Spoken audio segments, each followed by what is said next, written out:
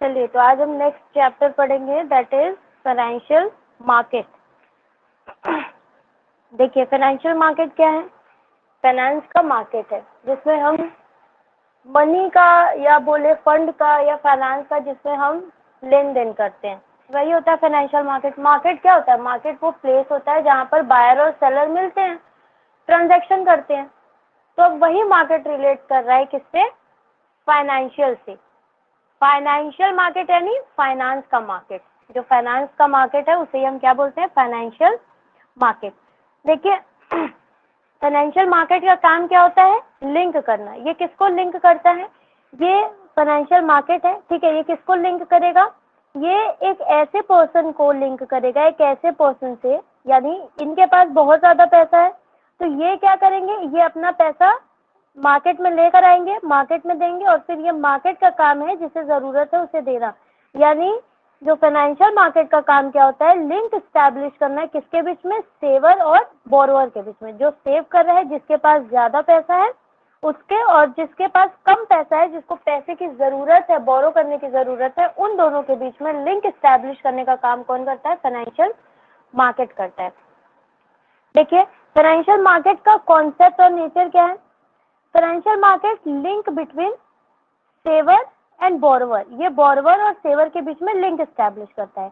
This market transfers the money. ये money को transfer करता है, और कैपिटल को, मनी बोल लीजिए, कैपिटल बोल लीजिए, कहाँ ट्रांसफर करता है? From those who have surplus money. उनके पास से जिनके पास सरप्लस मनी है, बहुत ज्यादा पैसा है, to those who are in need of investment. जिनके पास ज्यादा पैसा है उनसे लेकर जिनके पास कम पैसा है उनको देने का काम करता है financial market. Generally the investors are called surplus units. देखिए, फाइनेंशियल मार्केट में जो इन्वेस्टर इन्वेस्ट करते हैं, यानी जो पैसा अपना देते हैं फाइनेंशियल मार्केट में, ऐसे ही तो नहीं देते हैं, वो इन्वेस्ट करते हैं। किस लिए इन्वेस्ट करते हैं? ताकि उनको कुछ रिटर्न मिले। तो वो इन्वेस्ट कब करेंगे? जब उनके पास सरप्लस मनी होगा। तो इसलिए उन इन्वेस्टर्स को क्या बोला जाता है? सरप्लस यूनिट, जो इन्वेस्टर्स होते हैं। और जो बिजनेस एंटरप्राइज होते हैं, जो उस मनी को लेते हैं, बोरो करते हैं, उन्हें बोला जाता है डेफिसिट यूनिट। सरप्लस यूनिट किसे बोला जाएगा? जो फाइनेंशियल मार्केट में इन्वेस्ट करते हैं। और डेफिसिट यूनिट किसे बोला जाएगा? जो फाइनेंशियल मार्केट से बोरो करते हैं मनी। तो financial market transfers money supply from surplus unit to deficit unit. Surplus unit से पैसा लेकर वो डेफिसिट यूनिट्स को देता है।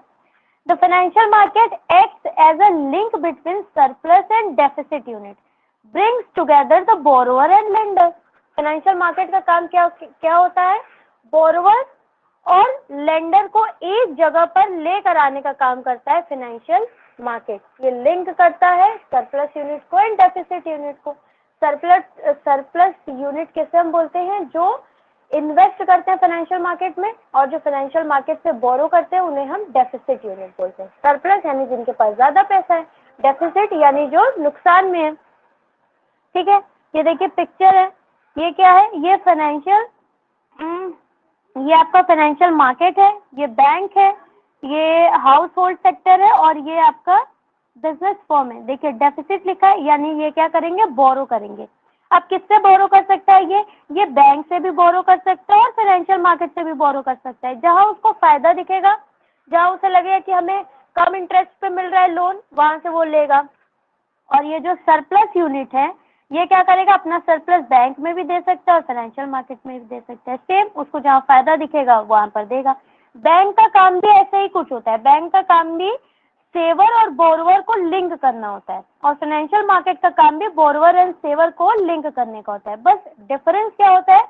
फाइनेंशियल मार्केट में आपकी सिक्योरिटीज होते हैं, शेयर्स होते हैं, डिबेंचर्स होते हैं, बॉन्ड्स होते हैं, ये सब होते हैं फाइनेंशियल मार्केट में। वेयर एज बैंक में क्या होता है? डिपॉजिट होता है, लोन होता है। तो हम दोनों के थ्रू लोन भी ले सकते हैं और दोनों में अपना पैसा, अपना सरप्लस अमाउंट दे सकते हैं। तो बैंक हो चाहे फाइनेंशियल मार्केट हो, दोनों का काम क्या होता है? Surplus unit and deficit unit को लिंक करना। सरप्लस यूनिट कौन होंगे? जो इन्वेस्ट करेंगे, और डेफिसिट यूनिट कौन होंगे? जो बोरो करेंगे। देखिए, there are mainly two ways, यहाँ पर सिर्फ मेनली दो ही तरीके होते हैं through which funds can be allocated. First, bank, and second is financial market. The households who are surplus unit may keep their savings in bank. They may buy security from capital market. वो अपना पैसा bank में भी रख सकते हैं या उनकी इच्छा हो तो वो कैपिटल मार्केट से सिक्योरिटी भी बाई कर सकते हैं. Bank and financial market both in turn lend the fund to business firm which is called deficit unit. Bank और फाइनेंशियल मार्केट दोनों का काम क्या होता है? मनी लेंड करना. किसको लेंड करना? डेफिसिट यूनिट को. डेफिसिट यूनिट कौन? जो मनी बोरो करता है, जिसके पास कमी है, जिसे जरूरत है पैसे की. Bank and financial market are competitor of each other. ये दोनों क्या होते हैं? कॉम्पिटिटर होते हैं एक दूसरे के. जिसके पास ज्यादा पैसा दिखेगा उसके पास इन्वेस्टर्स भी जाएंगे और बोरोवर भी जाएंगे. The financial market is the market for creation and exchange of financial assets. जो financial assets होते हैं हमारे securities, bonds, equity shares, preference shares, debentures, ये सब क्या है? ये सब फाइनेंशियल एसेट्स है. तो इनमें जो मार्केट करता है, इनका जो क्रिएशन एंड एक्सचेंज करता है, उसे हम क्या बोलते हैं? Financial market.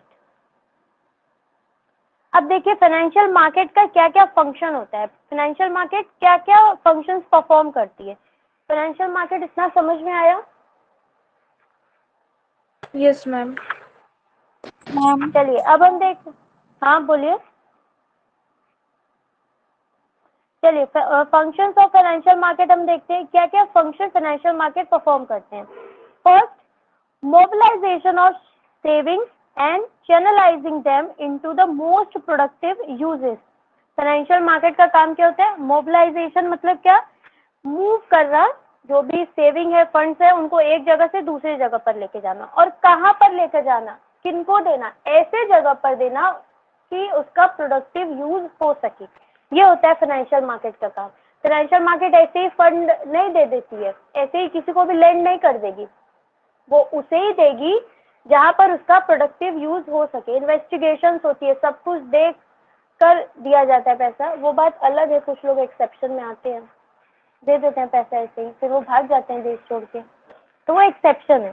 फाइनेंशियल मार्केट का काम क्या होता है? मोबिलाइजेशन ऑफ सेविंग, सेविंग को मोबिलाइज करना, and channelizing them into most productive way, और ऐसे जगह पर देना जहां पर उसका प्रोडक्टिव यूज हो सके. सेकेंड है फैसिलिटेट प्राइस डिस्कवरी. ये क्या करता है? प्राइस भी पता लगाता है. कैसे? डिमांड एंड सप्लाई के बेस पे. अगर डिमांड ज्यादा हो जाता है तो प्राइस क्या होती है? ज्यादा हो जाती है. अगर सप्लाई कम है तो भी क्या होगा? प्राइस ज्यादा हो जाएगा. ठीक है. तो डिमांड और सप्लाई के बेस पे फाइनेंशियल मार्केट क्या करती है? जो भी फाइनेंशियल सिक्योरिटीज है, फाइनेंशियल एसेट्स हैं, उनकी प्राइस डिसाइड करती है. इसीलिए कहा जाता है फाइनेंशियल मार्केट प्राइस डिस्कवरी का काम भी करती है. अगर डिमांड ज्यादा हो गया तो प्राइस भी ज्यादा हो जाएगी. डिमांड कम हो गई तो प्राइस भी कम हो जाएगी. किसी कंपनी का शेयर मार्केट में जैसे ही आता है तुरंत बिक जाता है. उसका डिमांड भी हाई होता है और उसकी प्राइस भी हाई होती है, फिर भी बिक जाता है. और किसी का डिमांड कम होता है तो उसकी प्राइस भी कम होती है.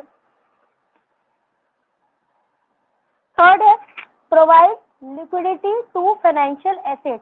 ये क्या करती है? लिक्विडिटी भी प्रोवाइड करती है. कैसे? ये सिक्योरिटीज को कैश में भी कन्वर्ट करके देती है. In financial market financial securities can be bought and sold. जो भी फाइनेंशियल सिक्योरिटीज हैं उनको हम फाइनेंशियल मार्केट में बेच भी सकते हैं और खरीद भी सकते हैं.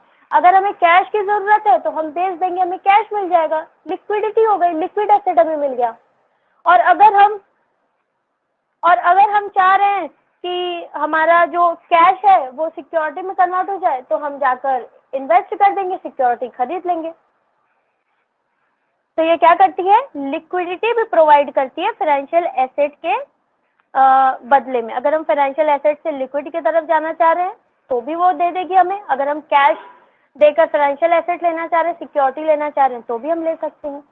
और क्या है? Reduce the cost of transaction. ये कॉस्ट ऑफ ट्रांजैक्शन को रिड्यूस करती है. कैसे रिड्यूस करती है? देखिए जब भी हम किसी कंपनी में अगर हम इन्वेस्ट करना चाह रहे हैं तो हमें उससे रिलेटेड बहुत सारी इंफॉर्मेशन चाहिए होती है इसका फ्यूचर ग्रोथ क्या है, इसका लास्ट 10 ईयर्स या 5 ईयर्स का ट्रेंड क्या चल रहा है, कितने इन्वेस्टर्स इसमें हैं, इसका कैपिटल कितना है, इसके रिजर्व्स कितने हैं, इसका प्रॉफिट ट्रेंड क्या चला आ रहा है, सब कुछ हमको चाहिए होता है। अगर हम बहुत ज़्यादा पैसा इन्वेस्ट करने जा रहे हैं किसी कंपनी में तो उसके लिए हमें पैसे खर्च करने होते हैं। ऐसे कोई हमें इन्फॉर्मेशन नहीं देगा या ऐसे ही हमें कहीं मिल नहीं जाएगा, फेक भी होता है कुछ कुछ, तो हमें सही इन्फॉर्मेशन लेने के लिए पैसा खर्च करना होगा। यही पैसा हमारा ये फाइनेंशियल मार्केट बचा देता है। कैसे बचा देता है? ये जितनी भी कंपनियां हैं, जितने भी वहाँ इन्वेस्टर्स हैं या लेंडर है, बोरोवर्स है, वो सबकी इंफॉर्मेशन फ्री में दे देती है। हमें कहीं इधर उधर भागने की जरूरत नहीं होती और वो ऑथेंटिक होती है जिस पे हम भरोसा कर सकते हैं। तो ये खर्चा फाइनेंशियल मार्केट हमारा बचा देता है, इसीलिए बोलते हैं ये कॉस्ट ऑफ ट्रांजैक्शन को रिड्यूस कर देता है। क्लासिफिकेशन ऑफ फाइनेंशियल मार्केट, ये तो था फाइनेंशियल मार्केट क्या है, फाइनेंशियल मार्केट क्या क्या फंक्शन परफॉर्म करता है। अब हम पढ़ेंगे टाइप ऑफ फाइनेंशियल मार्केट या classification of financial market. Financial market को हम कितने पार्ट्स में क्लासिफाई कर सकते हैं? 2 पार्ट्स में हम इसको क्लासिफाई करते हैं। फर्स्ट होता है हमारा कैपिटल मार्केट एंड सेकेंड है मनी मार्केट। मनी मार्केट कौन सा मार्केट होता है? जो शॉर्ट टर्म फंड्स में डील करता है। ये 1 ईयर या लेस देन 1 ईयर का जो फंड होता है उसमें डील करता है। वेयर एज जो कैपिटल मार्केट होता है ये लॉन्ग टर्म में डील करता है। ये 1 ईयर से ज्यादा का जो फंड होता है, फाइनेंस होता है, कैपिटल होता है, उसमें डील करता है, जबकि मनी मार्केट शॉर्ट टर्म के लिए होता है। अब हम पढ़ेंगे मनी मार्केट क्या है और फाइनेंशियल मार्केट क्या है, कैपिटल मार्केट क्या है। देखिए, मनी मार्केट क्या हम बोले, मनी मार्केट कौन सा मार्केट होता है? जो शॉर्ट टर्म फंड्स में डील करता है। और कैपिटल मार्केट कौन सा मार्केट होता है? जो लॉन्ग टर्म फंड्स में डील करता है। देखिए, मनी मार्केट के लिए कोई लोकेशन नहीं है कि ये पर्टिकुलर जगह है, ये मार्केट है, ऐसा कुछ नहीं है मनी मार्केट के केस में। मार्केट, देखिए, मार्केट किसको हम कहते हैं? मार्केट वो प्लेस होता है जहाँ पर बायर और सेलर मिलते हैं और ट्रांजैक्शन करते हैं, वही मार्केट होता है। तो मनी मार्केट के केस में कोई लोकेशन नहीं डिसाइड है, कोई जियोग्राफिकल एरिया नहीं है, ठीक है। मनी मार्केट में जो शॉर्ट टर्म लेंडर होते हैं, जो शॉर्ट टर्म बोरोवर होते हैं, वो जहां मिल गए वही मनी मार्केट बन गया, बस यही है मनी मार्केट। जबकि कैपिटल मार्केट के केस में आपका स्टॉक एक्सचेंज है ना, वो जियोग्राफिकल एरिया आपको देता है। मनी मार्केट कोई एरिया नहीं देता, जहां पर शॉर्ट टर्म लेंडर बोरोवर मिल गए वो हो गया मनी मार्केट। देखिए, money market is a market. Money market कौन सा मार्केट है? शॉर्ट टर्म फंड्स का मार्केट है, meant for use for period up to 1 year. ये अप टू 1 ईयर के लिए जो फंड होता है उसमें ये लेन देन करता है। Generally money market is the source of finance for working capital. Working capital भी 1 साल से कम के लिए होता है। हमारा करंट एसेट करंट लायबिलिटी से रिलेट करता है, जो हमारा 1 साल से कम का होता है। तो अगर वर्किंग कैपिटल की जरूरत है किसी को, तो वो कहाँ जाएगा? मनी मार्केट में जाएगा, क्योंकि उसे थोड़े समय के लिए पैसे की जरूरत है। हाँ, एक चीज हमको बताना था वर्किंग कैपिटल से रिलेटेड। देखिए, वर्किंग कैपिटल भी 2 तरह का होता है। एक तो हम बताए थे gross working capital and net working capital. एक आपका होता है permanent working capital and fluctuating working capital. Permanent working capital कौन सी वर्किंग कैपिटल होती है? जो हमें परमानेंटली अपने बिजनेस में चाहिए। जैसे हम बोले कि हमें अपने बिजनेस में 10,000 चाहिए ही चाहिए, परमानेंटली चाहिए हमें।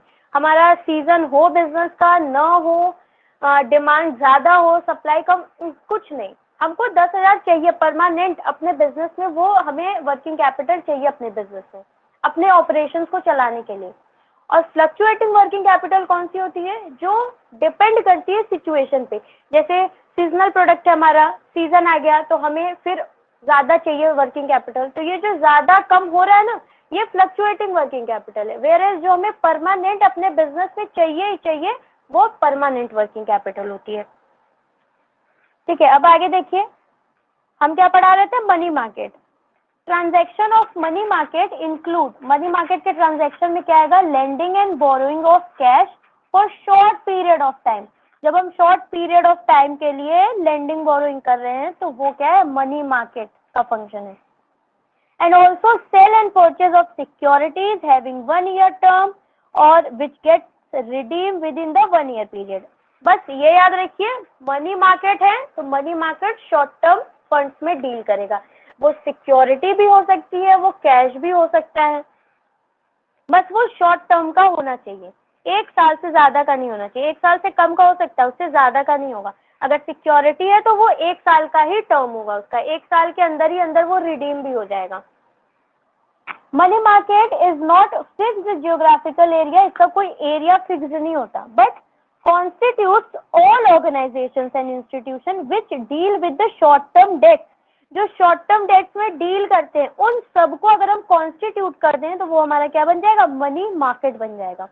द कॉमन इंस्टीट्यूट इसमें कौन कौन से आते हैं, आरबीआई आता है, स्टेट आरबीआई मनी मार्केट को कंट्रोल करता है, मनी मार्केट को देखता है आरबीआई आता है, स्टेट बैंक आता है, अदर कॉमर्शियल बैंक्स आते हैं, एलआईसी, जीआईसी, यूटीआई एक्सेट्रा। ये सब शॉर्ट टर्म फंड्स में, ये सब तो लॉन्ग टर्म फंड्स में भी डील करते हैं, लेकिन शॉर्ट टर्म फंड्स में डील करते हैं, इसलिए ये मनी मार्केट के अंदर आ रहे हैं।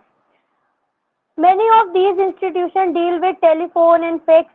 जाहिर सी बात है, जब कोई एरिया ही नहीं है तो वो किस पे डील करेंगे, मैसेज पर, कॉल पर, तो इसे हम ओवर द टेलीफोन मार्केट भी बोलते हैं। जो मार्केट टेलीफोन पर चलता है, जो मार्केट हमारे फोन कॉल्स पर चलते हैं, वो है मनी मार्केट। इसका कोई एरिया डिसाइडेड नहीं है।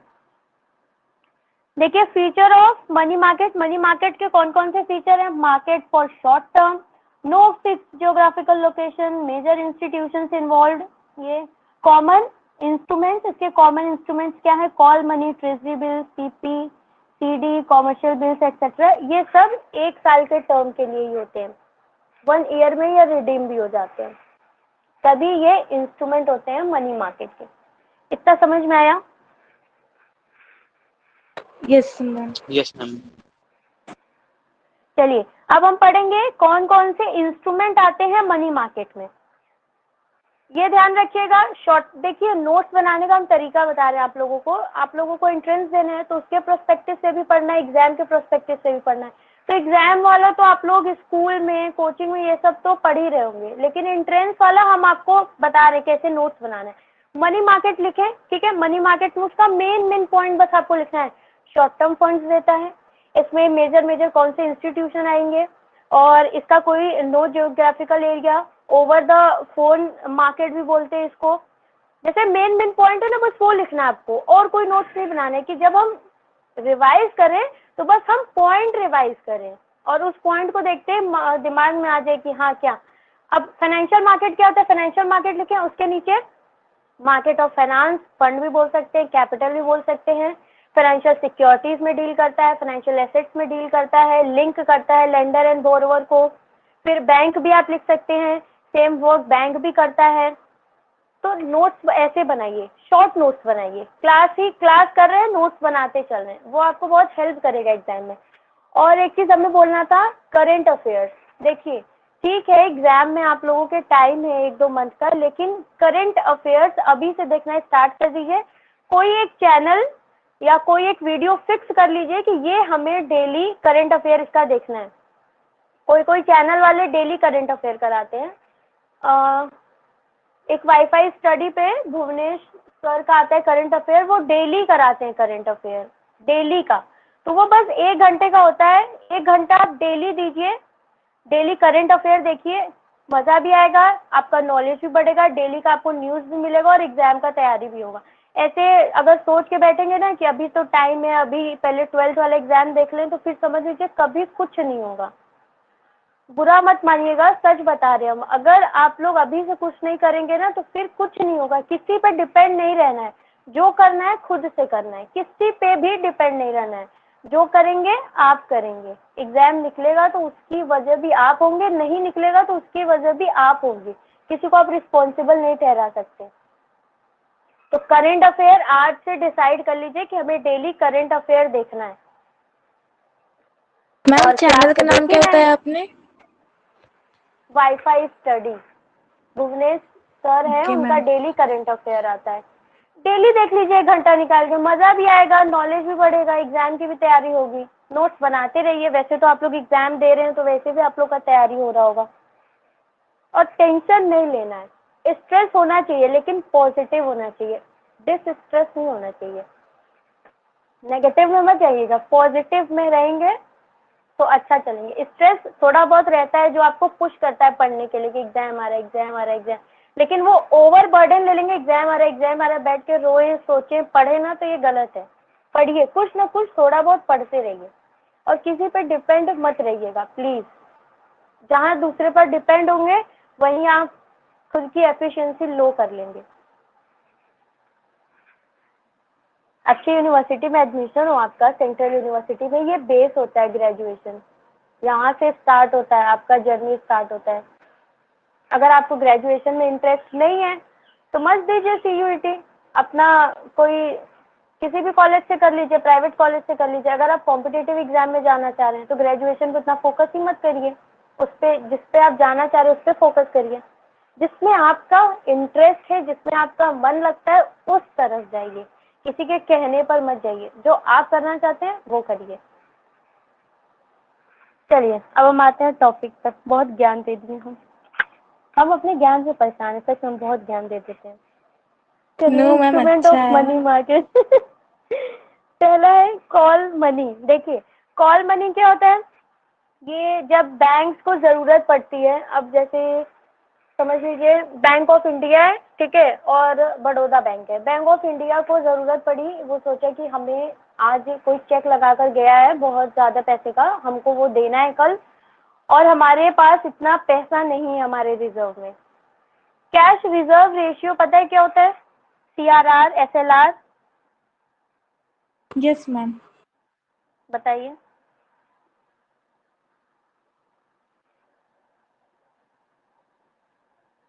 बताइए। मैम, कमर्शियल बैंक मेंटेन करके रखती है रिजर्व बैंक ऑफ इंडिया के लिए जो फंड, उसको CR हाँ, कहते उसे क्या हैं, बोलते हैं? और हाँ। SLR कहते हैं, और जो अपने लिए रखती है उसको CRR कहते हैं। शायद उसका उल्टा भी हो सकता है, कंफर्म नहीं। उल्टा हो गया। चलिए, हम होमवर्क दे रहे हैं, नोट करिएगा। देखिए, आपको क्या पढ़ के आना है? CRR क्या होता है, SLR क्या होता है, और रिजर्व रेशियो क्या होता है, नहीं sorry, repo rate. Repo rate RR, repo rate क्या होता है, और रिवर्स रेपो रेट क्या होता है, RRR क्या होता है, और इसका करंट में रेट क्या चल रहा है वो भी देख लीजिएगा। और एक होता है आपका bank rate. Bank rate, CRR, SLR, repo rate, reverse repo rate, पढ़ के आइएगा ये होता क्या है और इसका करंट में रेट क्या चल रहा है। बाई मंथली ये चेंज होता है, चेंज भी होता भी है, नहीं भी होता है। बाई मंथली मीटिंग होती है, उसमें डिसाइड होता है चेंज होगा कि नहीं होगा। हमें नाम नहीं याद आ रहा है, क्या बोलते हैं, कौन सी कमेटी, किसी को याद है? हम आपको बताएंगे कल। कमेटी नाम नहीं याद आ रहा हमें। बाई मंथली उस कमेटी की मीटिंग होती है, उसमें डिसाइड होता है ये। तो इसका करंट का रेट देख कर आइएगा और पढ़ कर आइएगा ये होता क्या है, ठीक है। तो चलिए हम अब इस पे आते हैं, कॉल मनी। कॉल मनी क्या होता है? द मनी बोरोड और lend on demand for a short period of time. ये बहुत ही थोड़े समय के लिए होता है, ज्यादा से ज्यादा कम से कम एक दिन, और ज्यादा से ज्यादा 14-15 दिन तक के लिए ये होता है कॉल मनी, ठीक है। ये देखिए, फॉर शॉर्ट पीरियड के लिए होता है, which is generally 1 day. Generally ये 1 डे के लिए ही होता है। Sunday and other holidays are excluded. इसमें हम संडे और हॉलीडेज को एक्सक्लूड कर रहे हैं, ठीक है। ये जो 1 to 14 डेज है, इसमें संडे नहीं इंक्लूडेड होगा। Mostly banks use call money. ज्यादातर बैंक कॉल मनी को यूज करते हैं when one bank faces temporary shortage of cash. अगर कैश की उसको कमी पड़ गई थोड़े समय के लिए, then the bank with surplus cash lend to bank. तो जिसके पास सरप्लस कैश है वो क्या करेगा, अपना कैश उस बैंक को दे देगा, और शॉर्टेज पीरियड के लिए देगा, 1 days 2 days, ठीक है। Call money called inter bank call money. इसे इंटर बैंक कॉल मनी क्यों कहा जाता है? क्योंकि ये दो बैंकों के बीच में होता है, एक बैंक दूसरे बैंक की मदद करता है शॉर्ट पीरियड के लिए, इसीलिए इसे क्या बोलते हैं, इंटर बैंक कॉल मनी। अब देखिए यहाँ पर आया इंटर बैंक कॉल मनी, तो इसको आप कॉल मनी लिखिए और नीचे पॉइंट बनाकर लिखिए इंटर बैंक कॉल मनी भी इसे बोलते हैं, शॉर्ट पीरियड के लिए होता है। इसका पीरियड हम आपको इसका पीरियड कल बताएंगे। ये 1 to 14 डेज के लिए होता है, लेकिन यहाँ पर 15 डेज लिखा है। ये हम कंफर्म कर बताएंगे, इसको लिखिएगा नहीं। देखिए, but even other organisation such as insurance companies, mutual funds companies and etcetera भी इसको यूज कर सकती हैं। ऐसा नहीं है कि सिर्फ बैंक ही यूज करेंगी, और भी इंस्टीट्यूशन यूज करती हैं, लेकिन इसे इंटर बैंक कॉल मनी पहले से ही बोला जाता है। It is a market over the telephone. जाहिर सी बात है, मनी मार्केट का इंस्ट्रूमेंट है, तो ये ओवर द टेलीफोन मार्केट ही कहा जाएगा। The maturity period of call money are extremely short and varies from 1 day to 15 days। ये हम आपको बताएंगे पीरियड कंफर्म करके। Its liquidity is just next to cash. Generally ये कैश में ही दिया जाता है। जाहिर सी बात है, शॉर्ट पीरियड के लिए जब हम ले रहे हैं तो कैश ही लेंगे ना, ऐसा तो नहीं है सिक्योरिटी ले लेंगे फिर चले हम उसको लिक्विड में कराएं, तो इसमें तो टाइम ही वेस्ट होगा। जितने दिन का हमारा ये हम कॉल मनी नहीं लिए उतने दिन का तो उतना दिन तो चला ही जाएगा हमें उसको कन्वर्ट कराने में। तो ये क्या होता है, कैश ही दिया जाता है इसमें। Most of the time bank require call money. ज्यादातर टाइम बैंक को कॉल मनी कब रिक्वायर होता है, जब उसको अपना कैश रिजर्व रेशियो मेंटेन करना होता है। Cash reserve ratio commercial bank reserve bank के पास रखती हैं, और जो SLR होता है वो खुद के पास रखती हैं, इसलिए SLR का रेट ज्यादा होता है और कैश रिजर्व रेशियो का रेट कम होता है। The interest paid on call money called call rate. अब इसको आप कैसे लिखेंगे, उसी में कॉल मनी के नीचे पॉइंट बनाकर क्या लिखेंगे, interest on call money dash call rate. जो कॉल मनी पर इंटरेस्ट दिया जाता है उसे हम बोलते हैं कॉल रेट।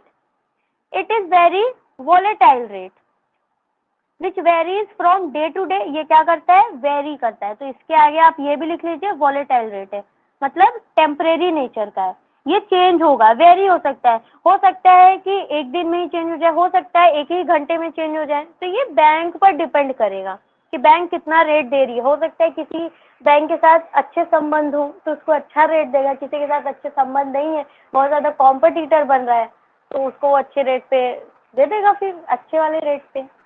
तो वो वेरी कर सकता है, डे टू डे भी और आवर टू आवर पे भी वेरी कर सकता है। तो इसीलिए हम इसको क्या बोलते हैं, वॉलेटाइल रेट।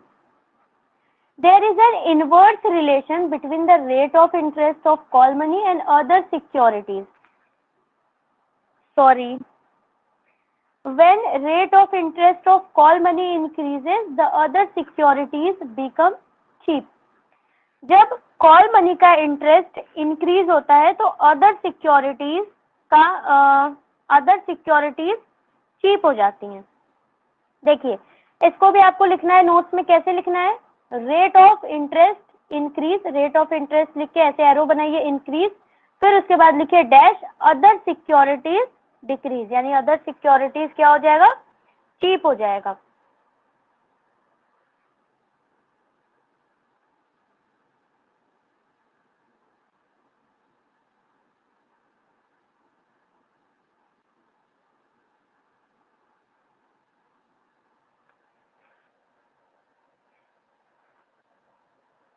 चलिए अब हम नेक्स्ट पढ़ते हैं ट्रेजरी बिल।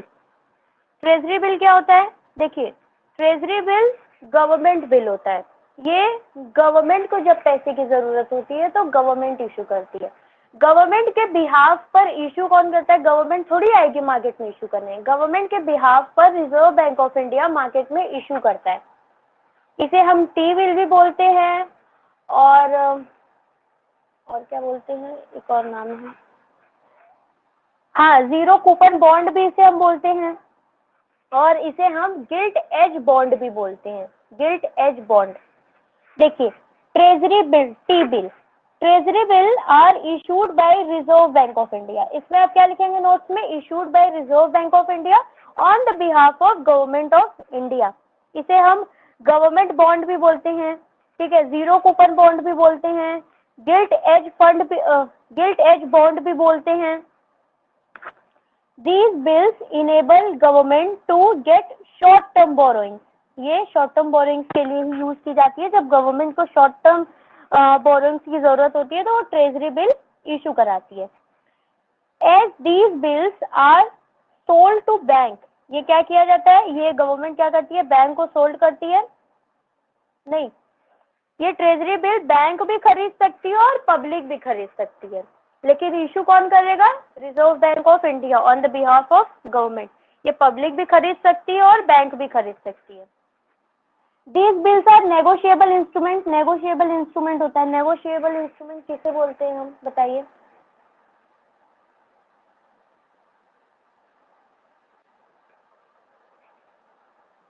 सर मैम जो बताइए। ट्रांसफर हो पाए। हाँ, जो नेगोशिएबल है, जिसे हम ट्रांसफर कर सकते हैं। तो ये क्या होता है, ट्रेजरी बिल नेगोशिएबल इंस्ट्रूमेंट होता है। उसके नीचे ये भी आप पॉइंट लिखेंगे, नेगोशिएबल इंस्ट्रूमेंट, छोटा छोटा जो आपको लग रहा है इंपॉर्टेंट है ना, वो पॉइंट लिखते चलिए। आर फ्रीली ट्रांसफरेबल, ब्रैकेट में लिख लीजिए freely transferable. These are issued at discount, अब क्या लिखेंगे आप point, issued at discount, discount पे इशू किया जाता है और रिडीम किया जाता है एट पर कैसे, 90 रुपए का इशू किया जाएगा और 100 रुपए आपको रिडीम किया जाएगा। मतलब आप 90 रुपए का खरीदेंगे और जब आप उसको बेचेंगे तो आपको 100 रुपए मिलेगा। ये आपको क्यों ऐसा मिल रहा है, क्योंकि आपको बीच में कोई भी इंटरेस्ट नहीं दिया जाएगा, इसीलिए इसे हम बोलते हैं zero coupon bond. Zero coupon bond बोलने का क्या मतलब है, इस पे कोई भी इंटरेस्ट नहीं दिया जाता है, ये डिस्काउंट पे इशू होता है और उसे एट पर रिडीम किया जाता है, इसलिए इस पे कोई डिस्काउंट नहीं दिया जाता। तो इसमें आप लिखेंगे issued at discount, redeem at par, zero coupon bond, no interest, ये सब पॉइंट लिखते चलिए। These are considered safest investment, इसे हम सेफेस्ट इन्वेस्टमेंट बोलते हैं। क्यों, क्योंकि गवर्नमेंट इशू कर रही है तो हमें मिलेगा ही मिलेगा, गवर्नमेंट है, देगी हमको पैसा। कोई बैंक होती तो हो सकता है हमें भरोसा ना होता, कोई कंपनी होती तो भरोसा नहीं होता, लेकिन बैंक है तो सॉरी गवर्नमेंट है तो ये क्या है, हमारे लिए सेफेस्ट इन्वेस्टमेंट है। As these are issued by RBI, RBI issue कर रहा है और किसके बिहाफ पे, गवर्नमेंट। अगर गवर्नमेंट नहीं देगी तो आरबीआई देगा पैसा। The maturity period of treasury bill varies from 14 days to 365 days, maturity भी लिख लीजिए नोट्स में। इसकी मेच्योरिटी क्या होती है, 14 डेज से लेके 364 डेज तक वेरी करती है। 14 डेज का भी बिल होता है, 364 डेज का भी बिल होता है, 91 डेज का भी बिल होता है। ये 14 से लेके 365 डेज तक वेरी कर सकता है।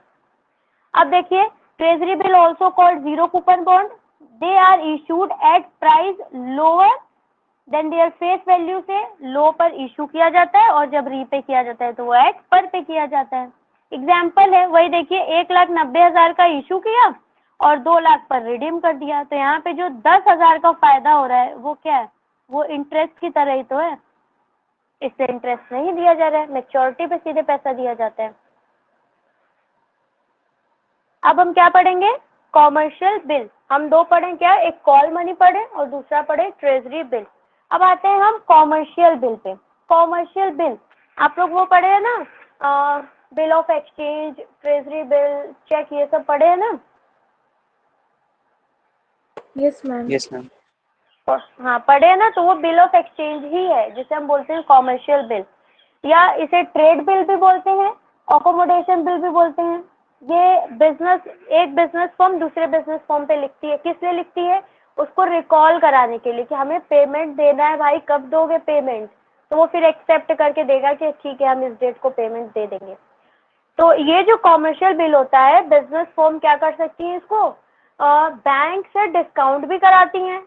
आप लोग पढ़े होंगे, बैंक से डिस्काउंट हम कराएंगे तो हमें मैच्योरिटी के पहले ही पैसा मिल जाएगा, और अगर मैच्योरिटी पे पैसा नहीं दिया, जिसे देना था पैसा, जो पेयर था, नहीं दिया पैसा, तो वो फिर किसके पास जाएगा, जो डिस्काउंट करा के गया है बैंक, उसके पास जाएगा।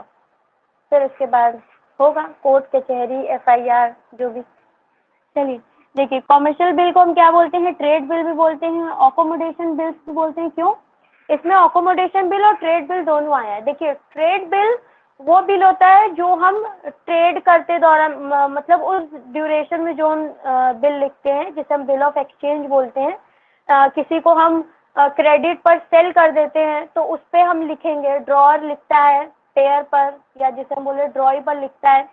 जबकि अकोमोडेशन बिल कौन सा बिल होता है, ये भी आप लोग पढ़े होंगे, ये अब तो नहीं चलता, पहले यूज करते थे बिजनेस फॉर्म एक दूसरे की हेल्प करने के लिए। जैसे हमें पैसे की जरूरत है, तुम्हें पैसे की जरूरत है, ठीक है, तो तुम तो मेरे नाम पर बिल लिख दो, मतलब जैसे हमें जरूरत है, तुम्हें जरूरत है, तो हम एक बिल लिख कर दे दिए तुम्हें, तुम एक्सेप्ट करके दे दिया हमें, और हम जाकर उसको बैंक से डिस्काउंट करा लिए, फिर तुम बैंक में जाकर पेमेंट कर दो। तो ये पहले चलता था, अब ऐसा कुछ नहीं चलता, क्योंकि अब भरोसे का तो कोई नाम ही नहीं है बिजनेस में। लूट मार एकदम, क्या बोले हम, उधार लेके चले जाते हैं तो भूल ही जाते हैं। ये बिजनेस वाले समझते हैं ये दर्द। देखिए, तो अकोमोडेशन बिल अब चलता नहीं है, वैसे कॉमर्शियल बिल को ही ट्रेड बिल, अकोमोडेशन बिल बोला जाता है, बिल ऑफ एक्सचेंज भी कहीं कहीं बोला जाता है। ये क्या है, are bills drawn by one business firm on another. एक बिजनेस फॉर्म क्या करता है, दूसरे फॉर्म पर लिखता है। These are common instrument used in credit purchase and credit sale के केस में ये यूज किया जाता है। These have short term maturity, short term maturity होता है जनरली 19 डेज का ही होता है। Can be discounted with bank, bank से हम डिस्काउंट करा सकते हैं, मेच्योरिटी के पहले ही पैसा ले सकते हैं, even before the maturity period, maturity period के पहले ही हम पैसा ले सकते हैं। These are negotiable instruments, can be easily transferred. अब इसमें भी आप नोट्स बनाएंगे कैसे, जनरली 19 डेज का होता है, शॉर्ट मेच्योरिटी का होता है, डिस्काउंट करा सकते हैं हम, हाँ, नेगोशिएबल इंस्ट्रूमेंट होता है, इजीली ट्रांसफरेबल होता है, इसे हम ट्रेड बिल भी बोलते हैं, अकोमोडेशन बिल भी बोलते हैं। सिर्फ और सिर्फ आपको पॉइंट लिखना है बस, और कुछ नहीं करना है। टाइम बहुत ज्यादा नहीं देना है नोट्स में, बस ऐसा लिखना है कि थोड़े ही समय में हम पूरा का पूरा रिवाइज कर जाएं।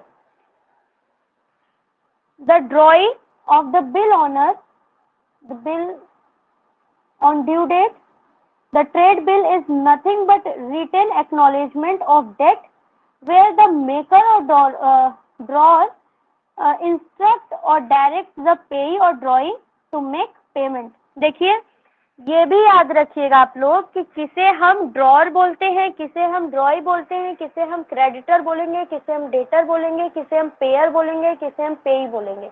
ये एग्जाम में बहुत ज्यादा कंफ्यूज करेगा।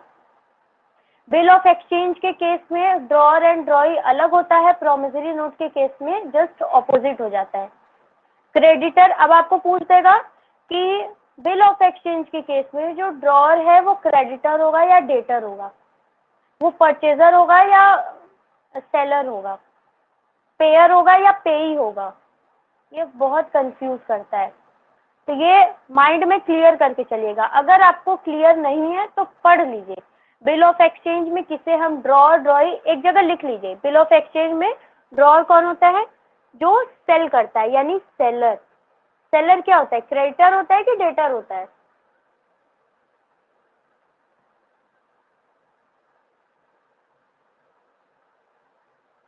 डेटर। अच्छा, और कोई बताएगा?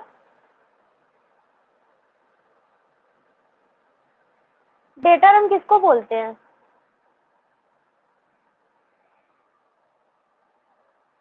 डेटर हम किसको बोलते हैं, जिससे हमें पैसा लेना होता है, ठीक है, जो हमारा एसेट है जिससे हमें पैसा लेना है।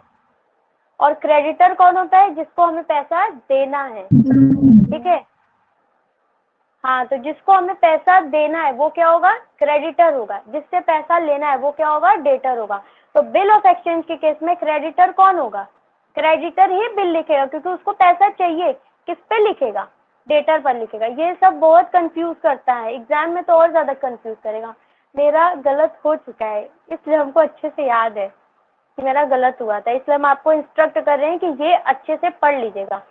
Bill of exchange, promissory note और आपका चेक, ये तीनों चीज क्लियर रखिएगा माइंड में कि इसमें ड्रॉर ड्रॉई और पेई पेयर कौन होता है, और किसमें कितनी पार्टीज होती हैं। जैसे बिल ऑफ एक्सचेंज में आपकी 3 पार्टी होती है, प्रोमिसरी नोट में 2 पार्टीज होती हैं, चेक में कितनी होती हैं, ये सब पढ़ लीजिएगा।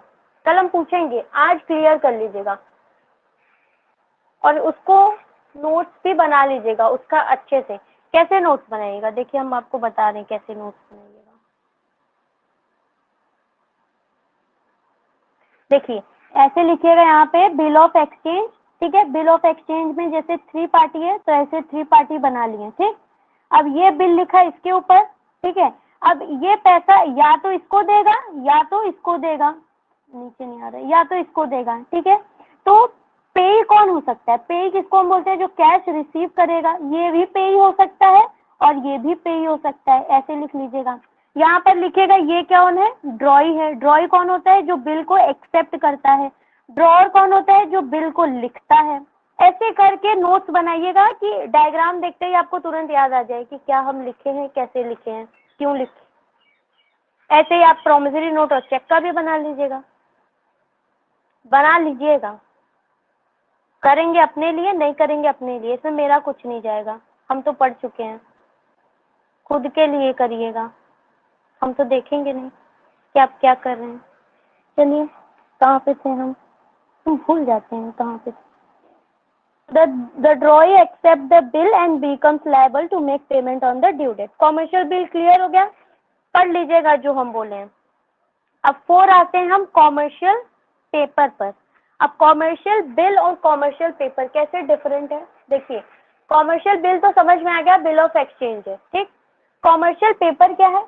कॉमर्शियल पेपर कंपनीज एक दूसरे पर लिखती हैं, ये अनसिक्योर्ड प्रोमिसरी नोट होता है। ये पब्लिक कंपनीज, प्राइवेट कंपनीज एक दूसरे पर लिखती हैं। सॉरी, ये फिक्स्ड मैच्योरिटी के लिए होता है, ठीक है। 15 दिन से लेके 1 साल तक इसका मैच्योरिटी हो सकता है।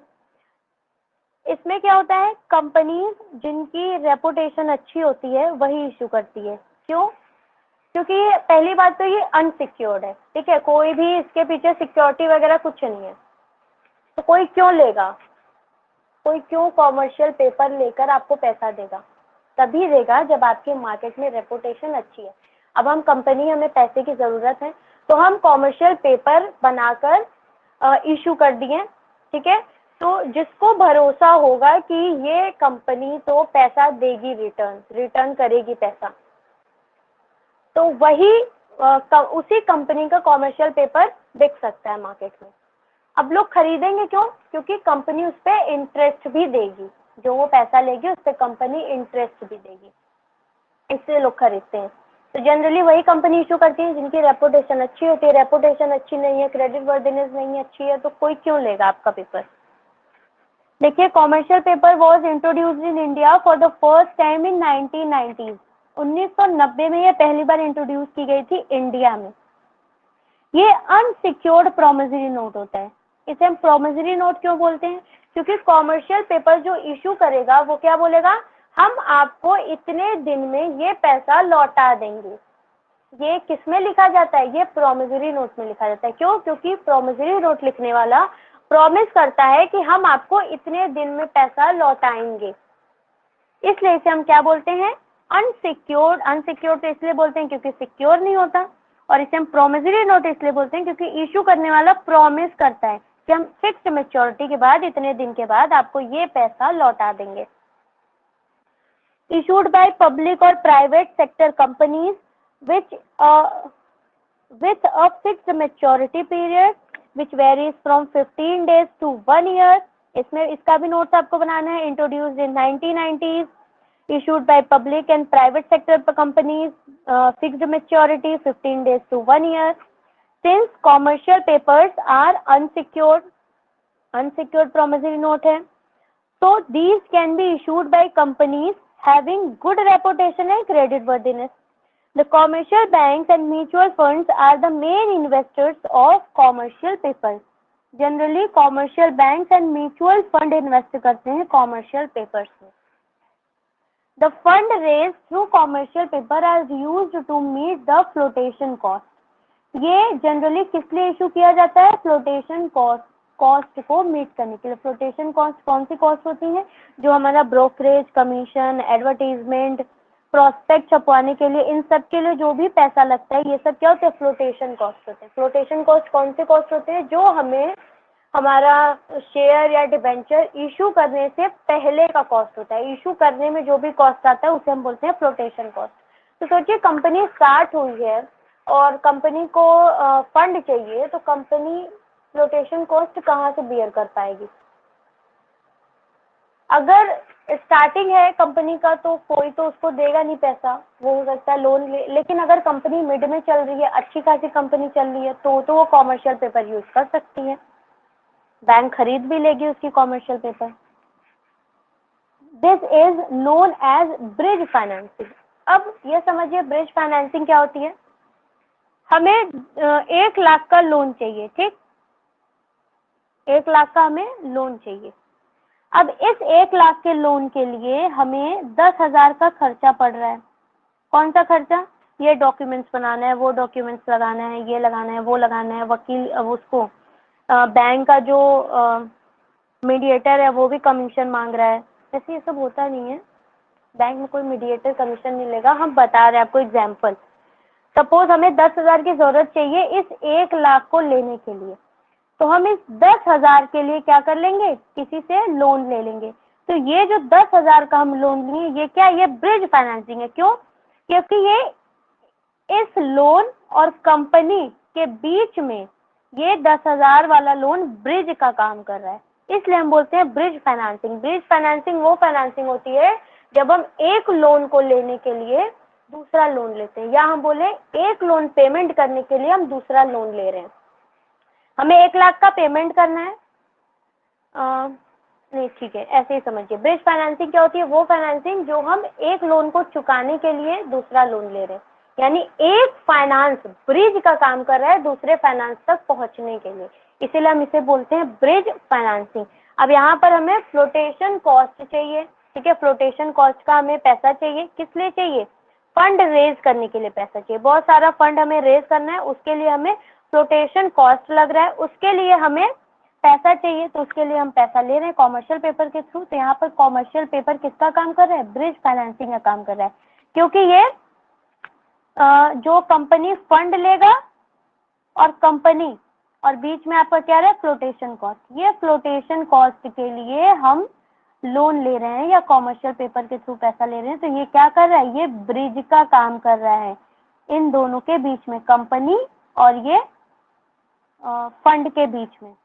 ब्रिज फाइनेंसिंग वो फाइनेंसिंग होती है जो एक फंड के लिए दूसरा फंड ब्रिज का काम करता है, ठीक है। एक फंड को चुकाने के लिए दूसरा फंड हमें रेज करना पड़ रहा है, तो उसे हम क्या बोलेंगे? ब्रिज फाइनेंसिंग, ब्रिज का काम करेगा। देखिए एग्जाम्पल भी दिया है, फिर इसे हम रेज करें।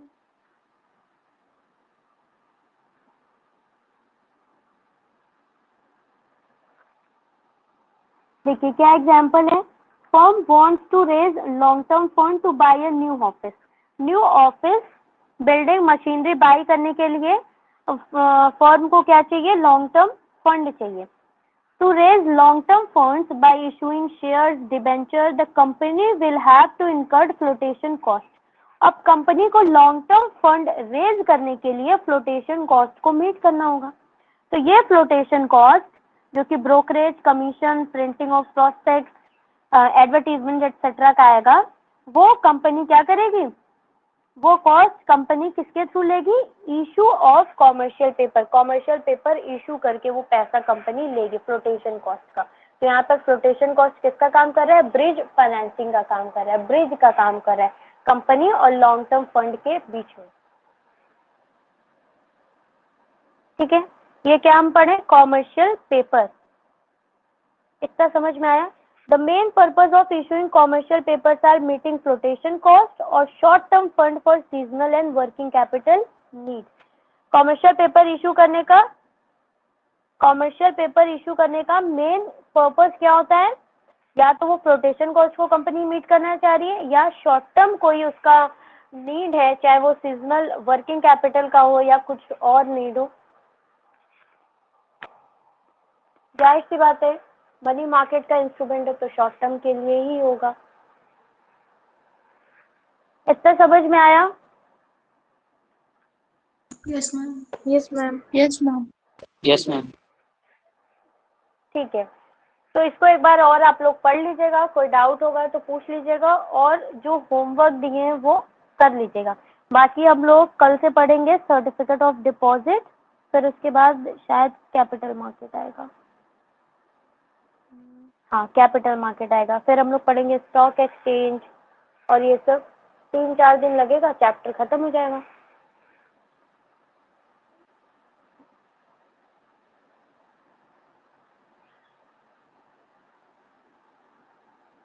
मॉनेटरी पॉलिसी कमेटी, हमें याद नहीं आ रहा था।